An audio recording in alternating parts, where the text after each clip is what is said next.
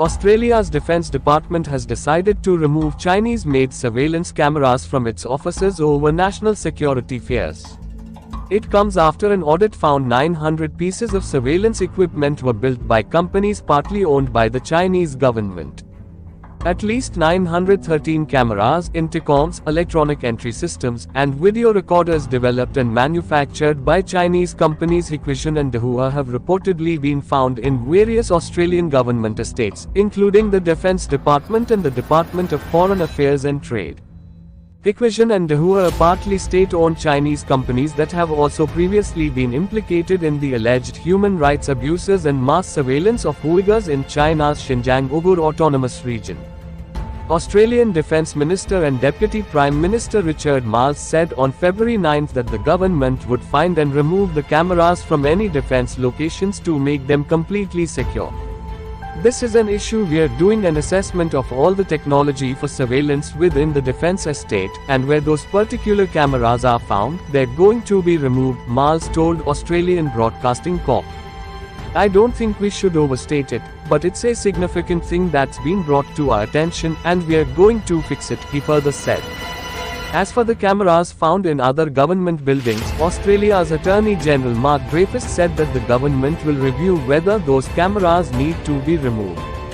However, the Shadow Minister for Cyber Security for the Liberal Party, James Paterson, requested the audit, saying that cameras in all government offices need to be removed, as Australia has no way of knowing whether data collected by these Chinese-built devices is being handed over to the Chinese intelligence agencies. We urgently need a plan from the government to rip every one of these devices out of Australian government departments and agencies, Paterson said.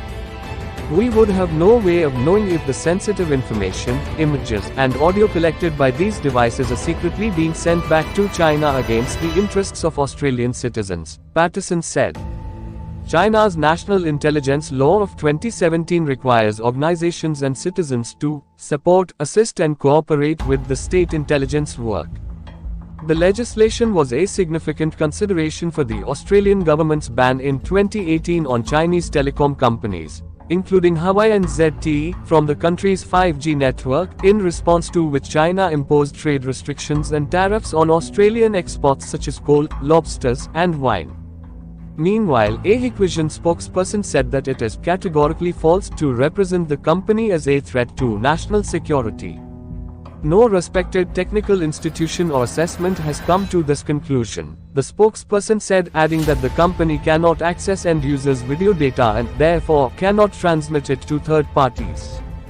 Retired Indian Army officer Lieutenant Gen. Dr. R.S. Pamwar, who served in the Corps of Signals, said, as long as there is a physical network connection available from the manufacturer to the camera, from a technical standpoint it would be wise to presume that all data is accessible to the manufacturer, notwithstanding any claims to the contrary that access has been barred through software controls, Pamwar explained. Pamwar further said, in the view of the often-quoted Chinese National Intelligence Law of 2017 coupled with the tight state control in China over the private sector in general, the only prudent presumption from a national security perspective is that all data is being made available to the Chinese intelligence agencies. The Australian government's decision comes after similar moves by the UK and the US governments last year. In November 2022, the UK government banned the use of cameras built by Hikvision at sensitive sites, citing the threat to the UK and the increasing capability and connectivity of these systems, without any further specification.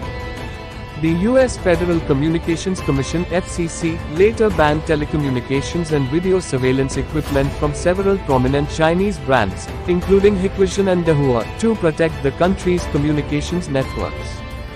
Serious security flaws have been detected in the past in cameras produced by both of these companies, which could be exploited to access images and data remotely and without the permission of their owners. For example, in 2021, the Italian state broadcaster, RAI, revealed that data collected from a Hikvision camera installed on its premises was sent to a server in China, apparently due to a glitch. RAI also revealed that 100 cameras at Rome's main airport had tried to connect with unknown computers multiple times. Also, in 2017, an anonymous researcher discovered a significant vulnerability across many Dahua products. The researcher found a backdoor that allowed remote unauthorized admin access via the web. While Dahua said that it was an error coding issue, and not done intentionally, the researcher, based on his analysis, expressed skepticism over the error claim. All cameras have vulnerabilities, says Connor Healy of the US computer security website IPVM. What makes some Chinese cameras different is that there are more security flaws. Chinese law requires that companies report vulnerabilities to the government within 2 days. The Chinese government could inevitably have the opportunity to use them. Reports suggest that these cameras could be accessed remotely to spy on citizens, police stations, universities, and hospitals for valuable intelligence. For example, the cameras can be used to monitor the comings and goings at government departments, where officials make important policy decisions related to foreign and security policy. Inbuilt microphones would even enable the conversations to be monitored. In 2015, a Hikvision engineer by the name of Li Yanxiang wrote an article about his work with weapons experts from the General Armament Department of the Chinese People's Liberation Army (PLA), explaining how surveillance technology can be used for military purposes. Li said his work involved using surveillance technology to improve the accuracy of the missiles fired from surface-to-air and surface-to-surface systems using both fixed and moving launchers.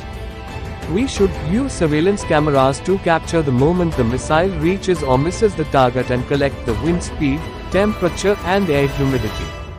Then we can calculate whether the angle of incidence is correct and in which angle the missile has the strongest force or penetration lethality, Li wrote. Li said the surveillance system also needs to collect data on the land where the soldiers shoot the missile and where the target is, the radius of the explosion, and whether a missile is dumped.